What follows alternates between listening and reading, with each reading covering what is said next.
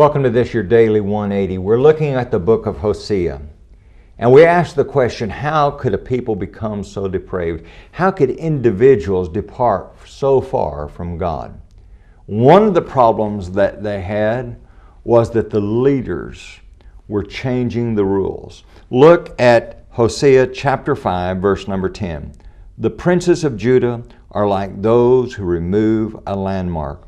I will pour out my wrath on them like water. I want you to get that. These are the people, Judah, they should be most loyal to God, but they're moving the landmarks.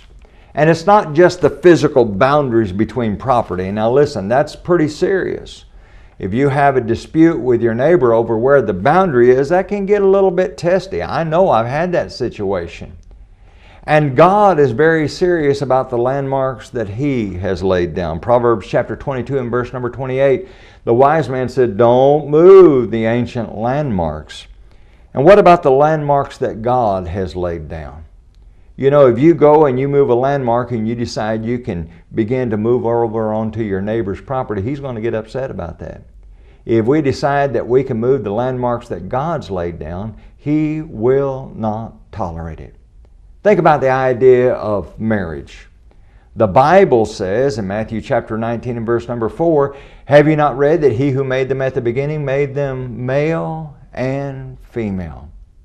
Isn't that interesting? God had an original design for marriage, but people have begun to move those ancient landmarks. And they say, no.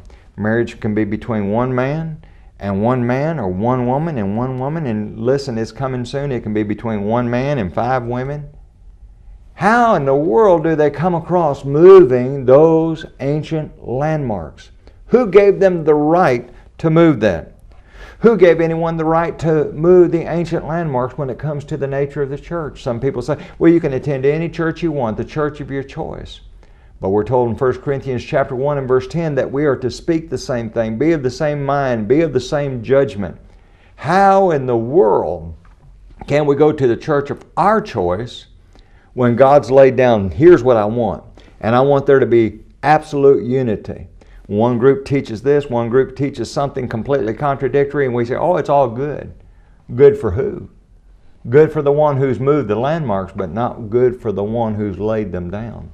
We have no right to change the things that God's laid down. Join us again tomorrow.